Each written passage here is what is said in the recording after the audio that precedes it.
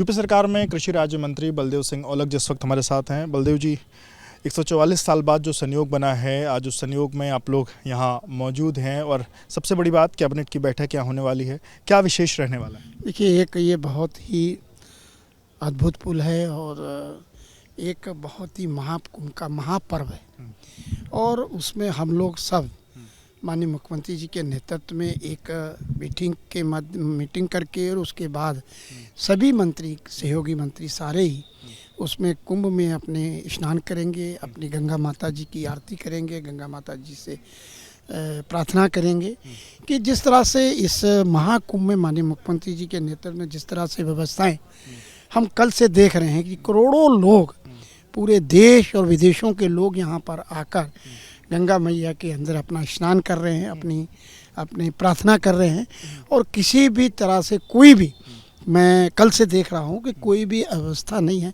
पूरी तरीके से यहाँ पर व्यवस्था है, हर चीज़ की व्यवस्था है और ऐसा प्रबंध हमने तो अपनी ज़िंदगी में कभी देखा नहीं और हम तो पहला पर्व है कि जिसमें सब लोग माननीय मुख्यमंत्री जी के नेतृत्व में यहाँ गंगा स्नान करने आए हैं। पहले भी कई बार आए हैं, मगर आज एक अलग से ही नज़र आ रहा है कि जिस तरह से व्यवस्थाओं का चकाचौंध किया गया। माननीय मुख्यमंत्री 1 साल से लगातार महाकुंभ की तैयारी कर रहे हो, अब भी लगातार इस बीच में भी कई बार यहाँ पर आके इसके सारी चीज़ों का जायज़ा लेते हैं। ये बहुत बड़ी बात है। बलदेव जी, 2019 का कुंभ रहा, तब भी यहाँ पर आप लोग आस्था की डुबकी लगाए, तब भी कैबिनेट की बैठक हुई थी। अयोध्या में हमने देखा, वहाँ भी कैबिनेट की बैठक हुई। ये अलग अलग धार्मिक जगहों पर जो कैबिनेट की बैठकें हो रही हैं, इससे क्या संदेश पूरे प्रदेश में और पूरे देश में और सनातन के लोगों को देने की? देखिए, ये एक ऐतिहासिक पल को लेते हुए क्योंकि महाकुंभ जो है 12 साल बाद यहाँ पर आया है और जो भी यहाँ पे कैबिनेट में फैसले होंगे, ऐसे फैसले होंगे जो कि इस प्रदेश की तरक्की के लिए, देश की तरक्की के लिए एक ऐतिहासिक एक निर्णय लेके हुए कि इसको प्रदेश को और देश को किस तरह से ऊंचाइयों तक पहुंचाना है, किस तरह इस जनता की सेवा करने के लिए हर तरीके से इसको उस योजनाओं को लेके आना है जिससे कि सब लोग इससे आगे बढ़ें। बलदेव जी, क्या कृषि क्षेत्र में भी क्या कुछ बड़े फैसले होने वाले हैं? अगर आप कुछ दर्शकों को बता। देखिए, बहुत सारे कृषि में हम लोगों ने माननीय मुख्यमंत्री जी के नेतृत्व में फैसले लिए भी हैं और आगे भी लेने वाले हैं। हमने किसानों को बहुत सारी चीज़ें देने का काम किया है।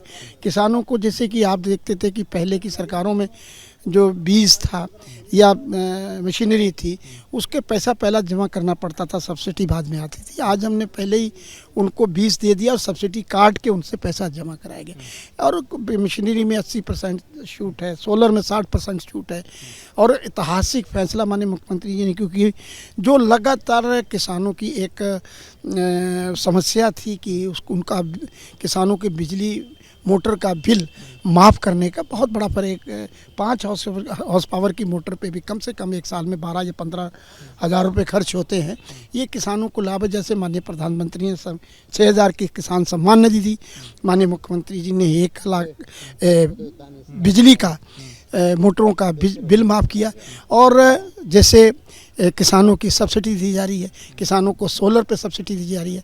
तो ये सारी चीज़ें किसान के लिए बेहतरी के लिए हम लोग ये काम कर रहे हैं। आखिरी सवाल सर, आज पूरा जो मंत्री परिषद है वो यहाँ पर आज डुबकी लेने वाला है, विपक्ष के लोगों को क्या संदेश आप लोग देना चाहेंगे, बाकी नेताओं को? मैं ये कहना चाहूँगा विपक्ष के लोगों को कि विपक्ष का चश्मा उतार कर और उनको ये जो महाकुंभ चल रहा है उसको उनको भी स्नान करना चाहिए। माँ गंगा मैया ऊपर वाला उनको भी सद्बुद्धि देगी, जो कि लोग इस महाकुंभ की इतनी बड़ी तैयारी में, इतने बड़े भव्य महाकुंभ में और उनके विपक्ष के लोग जो विरोधी बातें हैं या कोई भी ऐसी बात करते हैं जिससे कि उसका कोई औचित्य नहीं, इसलिए मैं कह रहा हूँ वो ज़रूर आए और विपक्ष का चश्मा उतार के आए। एक भगवान की आस्था के लिए, गंगा मैया में आस्था रखते हुए, आध्यात्मिक आस्था को रखते हुए इसमें स्नान करें।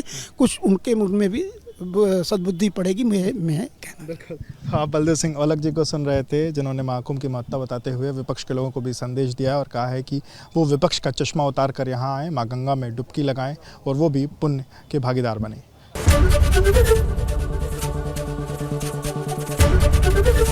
एबीपी गंगा, खबर आपकी, जुबान आपकी।